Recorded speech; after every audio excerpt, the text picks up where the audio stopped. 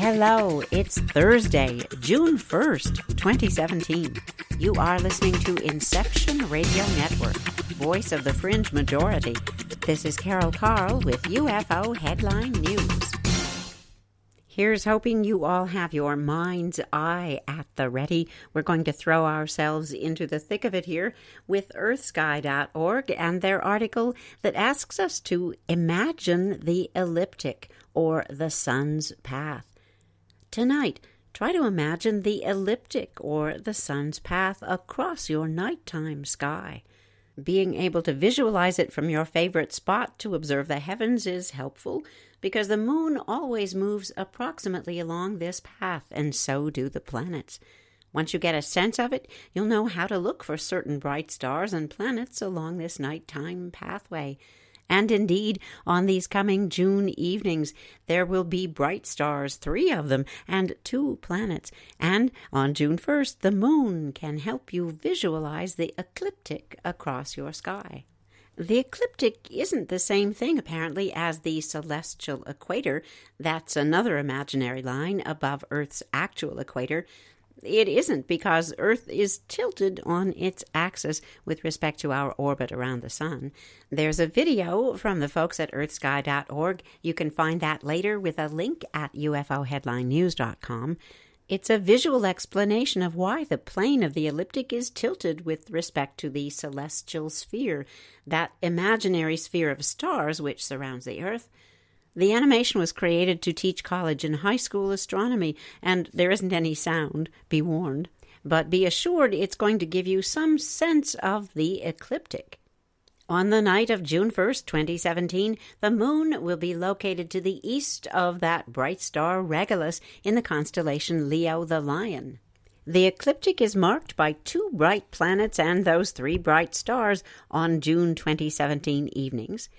If you watch the sky over the next few nights, you'll enjoy seeing the moon move more or less along the ecliptic. The moon doesn't orbit Earth in exactly the same place that Earth orbits the sun, but nearly so. So its path across our sky is nearly the same as the sun's path. The moon moves eastward in orbit, so in the coming evenings it's going to be moving eastward toward the sunrise direction. Bottom line, the moon is moving along the ecliptic, and after June 4th, the moon will keep moving eastward along that ecliptic. So go out, have fun watching. Here's wishing you clear skies. Here's a headline: SpaceX set to reuse Dragon cargo spacecraft in launch today. Avery Thompson gets the byline here for the space division of PopularMechanics.com. Barely 2 months ago, SpaceX made history by becoming the first company ever to reuse an orbital rocket booster. Now the company is going one step further by attempting to reuse one of their Dragon spacecraft. Reusable rockets make a lot of sense. Rockets are very expensive to build and fly, and we should try to get as many launches out of them as possible. But designing a rocket that only needs to fly once and be discarded is already a major challenge. Building one that can fly over and over again seemed nearly impossible not too long ago. And yet, in late March of this year, SpaceX was successfully able to relaunch an orbital rocket booster for the first time, one that had already been landed and recovered. Reusing boosters could save the company and their clients millions of dollars per flight, making spacecraft more affordable for everybody. But the booster's only one part of that equation, albeit one of the larger and more expensive parts.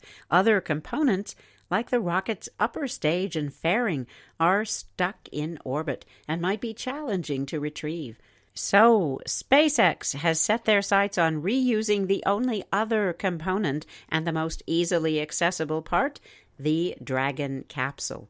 In a launch with a window that opens today, Thursday, at 5:55 p.m. Eastern Daylight Time, SpaceX will attempt to launch a used Dragon capsule for the first time.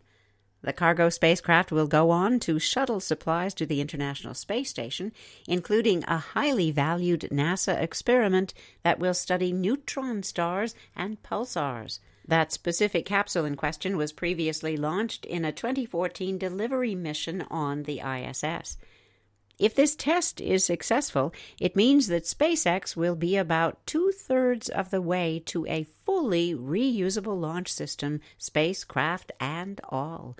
And with each successful test, SpaceX makes their rockets more affordable and, in the final analysis, the final frontier a little closer. And 2 crew members are a little closer to coming home to planet Earth. Here's the headline: NASA TV coverage set for return of 2 space station crew members. 2 members of that International Space Station crew are scheduled to depart the orbital outpost on Friday, June 2nd. Coverage of their departure and return to Earth will air live on NASA television and the agency's website starting Thursday, that's today, June 1st, with the Space Station Change of Command ceremony. Expedition 51 flight engineers Oleg Novitsky of Roscosmos and Thomas Paquette of the European Space Agency will undock their Soyuz MS-03 spacecraft from the space station at 6:50 a.m. Eastern Daylight Time and land in Kazakhstan at 10:10 a.m. That's 8:20 p.m. Kazakhstan time. Together, the Expedition 51 crew members pursued hundreds of experiments in biology, biotechnology, physical science, and earth science aboard humanity's only orbiting laboratory. Their return will wrap up 196 days in space since their launch on November 18, 2016. If you're interested, at 11:50 a.m. today, you can watch that change of command ceremony with NASA's Peggy Whitson. She'll be handing over station command to Roscosmos's Fyodor Yudchikin. Remember that farewell, hatch closure, undocking, deorbit, burn, etc., that won't happen till Friday, June 2nd. It starts at 3 a.m. From space to the Netherlands, with a story from the NL Times. Janine Pieters wrote this. It is currently peak season at the UFO hotline in the Netherlands. Reports of UFOs increase every year when the weather warms up and the skies clear in this country.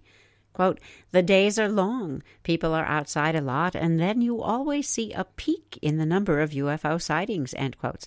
That's from Alex Griffoyan, the manager of that hotline. He said, quote, for the vast majority of these reports, there's a very simple explanation. But for 1 in 100, there's really something crazy going on, end quotes. There's a video that goes with this article, and you can link to that later at ufo-headline-news.com. It shows a white light slowly pulling over the city of Ouderkerk. It turned out to be a plane. Some others are harder to explain. There's another video filled above the town of Arnhem. It shows 3 flying objects. They seem to be balloons, gradually disappearing into the sky. They seem to be balloons, that is, until one suddenly makes a sharp turn and shoots left. Since that hotline was established in 2011, over 5,000 UFO sightings have been reported. That comes down to about 70 sightings per month. Most of the reports involve strange lights, white or colored spheres, spots, and stripes. Sometimes it involves an object moving in some unusual way. Then there's a forum where all these sightings are discussed. Says Griffoyan, quote, it's a pity that this subject is always placed in the fantasy corner, along with crop circles and chemtrails and such. We're just trying to look at it seriously. It's a phenomenon observed by pilots and other very reliable, sensible people, end quotes. He also has some tips for anyone spotting a UFO in the future. Quote, it's very useful to download 2 apps that can answer a lot of questions. One is Skywalk, that lets you see the position of stars and planets. Then there's Flight Radar, that shows the planes that are flying over, end quotes. And he also advises try to take a clear picture.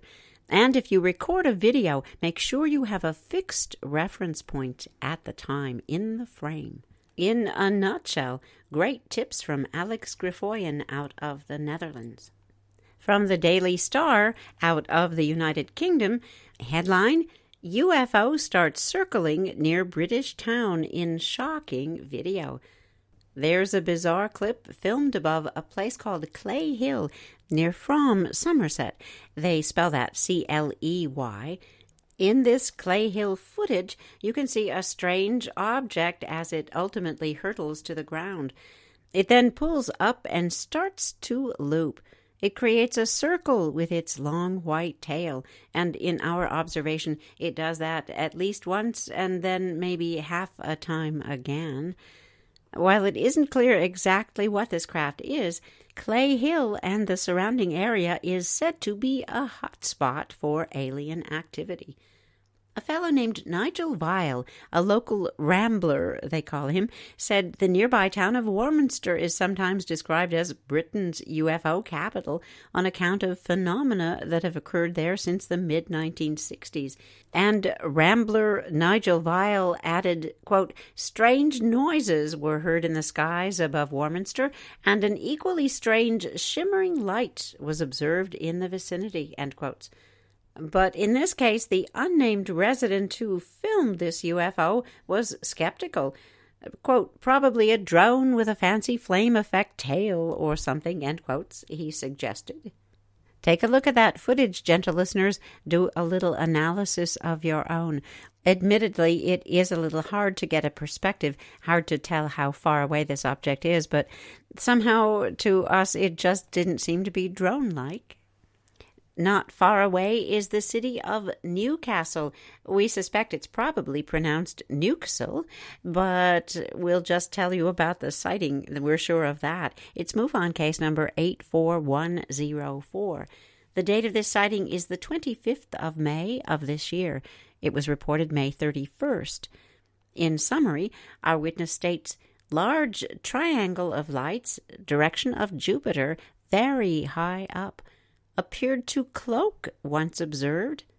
2 leading lights. Under the categories of sighting specifics, our witness reports a viewing distance of over 1 mile. The altitude was over 500 feet without cloud cover. The sighting duration 10 minutes. The object features none. The object flight path, a straight line path. And this object, of course, was shaped like a triangle. There isn't any meteorological report, so we'll just weather that weather, whatever it was. Here's the report in the witness's own words, first person. I had been looking after a friend's dogs for a few weeks in a private, gated, very quiet estate. One evening, the dogs started going absolutely nuts, barking and generally being upset by something outside. At around 11 o'clock, I take them for a quick walk and a final pee break before settling down. It was time to do this, so I prepared their leashes, which is normally a signal for them to get very excited. Not this night. I practically had to drag them out, and they were very pensive and still, staring into the night sky. I started to head back in, and then I noticed what I thought was an unusually bright, never-before-seen constellation. It had been a totally cloudless day, and the night sky wasn't really dark enough to see stars. I realized I was observing a planet. I later identified that planet as Jupiter, and there were 3 similar-sized star-like stars moving in a triangle formation. They were really high up. They were far apart. The triangle was leading with the front 2 lights, and the 3rd point was behind, which struck me as odd because, pardon the pun, it flew in the face of conventional aerodynamics. The front 2 lights reached a certain point in the sky then, and began to become transparent, and eventually they began to disappear totally, leaving a 3rd point of light playing catch-up. When it arrived at the same point, it too became transparent and disappeared. I knew deep down that the object was still there, flying through the night sky. I could almost sense it. I've waited all my life for a genuine UFO encounter, and the strangest thing was, it felt so normal. It felt so mundane. That being said, upon closing the front door to the house, I double-locked it just in case. Not that that would make any difference at all. Nope, not according to what this broadcaster can gather. Interesting behavior of the dogs again, which alerted our witness to something. And again, there's that theme of lights, one of them trying to play catch up with the others. Maybe just a rookie ET behind the controls. What do you say we use our cyber controls and cross a whole bunch of water until we come to Cobourg, Ontario, Canada? This is the setting for MUFON sighting number 84103. The date of this sighting is the 29th of May. It was reported May 31st, both in this year. Here's the summary. Brightest star in the sky. Changed direction instantly. Not an aircraft. Witnessed over 2 nights. The sighting specifics for this one include a viewing distance unknown. The altitude is also listed by our witness as unknown. A sighting duration 45 minutes. But in spite of that length of time, the object features simply get a report of unknown. Here's the object's flight path. It was initially stationary, then hovering, then path. Then a path with directional change, and then a path, and then, more hovering. The object shape, star-like. The following is the report in the first-person words of our witness. I watched a UFO due west of Cobourg, Ontario, over Lake Ontario. The brightest star in the sky moved west, sort of following an airliner which was traveling northeast, and then it bounced immediately south like a ball off a wall, then up, then down, and then in a J-shaped pattern it went to the right. And then this thing moved left and faded to black. And then over the next several minutes it began to pulsate very slowly and irregularly from bright to black, while it oscillated up and down. This thing was far too high, far too distant to be a drone. There was no aircraft sound, and while it faded, it would sometimes turn a light reddish hue. Then it disappeared. A helicopter could move sort of like this, but it wasn't a helicopter. The oscillations were too rapid. I'm a student pilot and very experienced plane spotter.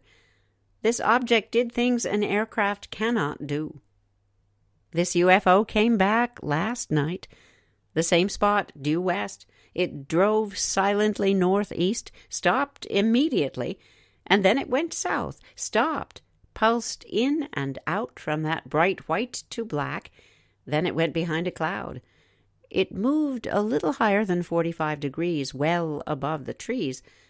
But this thing has the appearance of the brightest star in the sky. Both sightings were also witnessed by my wife. I tried videotaping this thing, but the light was too faint for the camera to pick it up. This case has that interesting aspect of over the water, again, over Lake Ontario, and spotted by somebody who's not only a student pilot but a plane spotter. Also, the coolest part, his wife also saw it. 2 sets of eyes, 2 brains. Let's go south now to the state of Wisconsin in the United States, the city of Fifield. MUFON case number 84108. This sighting took place on the 19th of May, 2017. The report was submitted on the 31st of May. In summary, our witness states clear night sky, steady light, traveling straight path, 2.5 miles up, beamed high-powered light down once, changed direction, beamed light down twice, and vanished. The sighting specifics in Fifield, Wisconsin included a viewing distance of over 1 mile, an altitude over 500 feet without cloud cover. The sighting duration was only 20 seconds, so it's more than understandable. The object features are simply reported as unknown. The flight path was a path that included directional change, and this object shape is simply described as unknown. How about a look at the meteorology at the time of this event? It was a maximum temperature of 52 degrees Fahrenheit, 11 degrees Celsius, dropping down to a minimum of 30 degrees Fahrenheit, minus 1 degree Celsius. All three readings of the visibility factors, the maximum, mean, and minimum, stood the same, 10 miles, 16 kilometers. And at the time of this sighting, there didn't seem to be anything abnormal about the weather conditions. Let's read. I was outside viewing the stars on a clear night with another person. It was about 11 p.m. We were admiring the clarity. We were learning some constellations out in the yard. We were standing about 5 feet from the porch and 30 feet from the tree line. We noticed a flash of light, and we thought it was lightning. So we looked in the direction that it came from, and there was a small white light in the sky, traveling very steadily from north to southeast, about 2.5 miles up. Now, this other person's husband is a pilot, and they travel in personal planes very regularly, so she's able to calculate distances pretty well. At first we thought this was a plane, but it didn't have the signature red or white strobe lights on it. Also, there was no sound during or after we saw this object. We then saw it flash. It flashed a very high-powered white light beam down to Earth. This light resembled the LED-colored lights, so bright a white with that hint of blue. It lit up the trees near the opening around us, and that lasted half a second. The traveling light in the sky then changed direction. Now it was going east. We watched it as it beamed 2 more times and then vanished. The other witness and I were talking to each other the entire time, asking each other, "Did you see that?" and moving to see this thing more closely. After it was gone, we went inside and talked about it. We were a little bit concerned and very curious, but not necessarily scared. This entire event only lasted about half a minute. Now you see it, now you don't. Interesting reactions, concerned, curious, but not really scared. They sound like downright sensible folks. Some folks in Sanibel, Florida had an interesting experience. It's MUFON case number 84057. It took place in 2010, May 28th. We're going to guess there was something that occurred to make this witness come forward with this report, sort of in an anniversary sense. This report wasn't submitted until the 29th of May this year. In summary, that late reporting witness says, "Fast-moving bright orb encircled my friend and I and continued down the street, turning into random homes, turning at end of street." The sighting specifics give us a viewing distance of 20 feet or less, an altitude landed, the sighting duration 10 minutes, object features none, object flight path hovering, then path with a directional change. This object's shape was reported to have been star-like.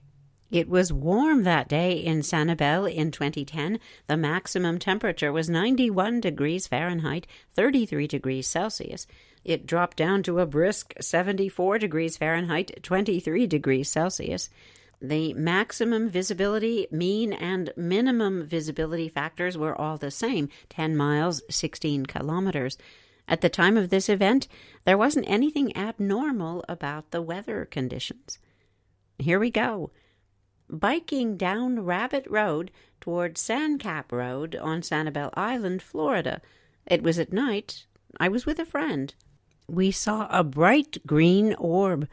We think it was green. Our memory could be a little hazy on the specifics about the color.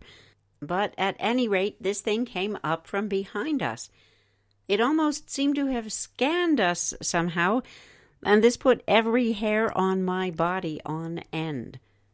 The object then proceeded down the street, leaving behind a glowing trail, similar to when someone moves a glow stick really quickly in the dark.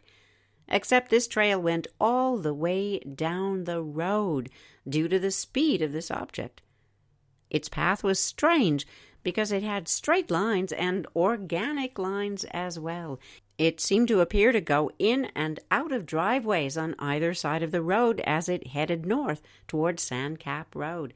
Then this object turned east, heading toward the area of Captiva. Once we arrived home, which was just a few blocks distance up the road, we received a call from a friend. He'd been on his way to meet us. He was coming from off the island. This friend informed us there was a UFO with lights on it moving over the island towards Captiva, in the direction the UFO we encountered was heading. It seemed that wherever this UFO our friend was watching went, the power grid went out. At that point, the power grid to our home and the entire block went out. Interesting punchline, it just cut to black. And that's what we're going to have to do right about now, because that's a wrap. Thank you for listening to Inception Radio Network. Follow today's broadcast at ufo-headline-news.com. Loving kindness, we're all in this together. This is Carol Carl. See you tomorrow.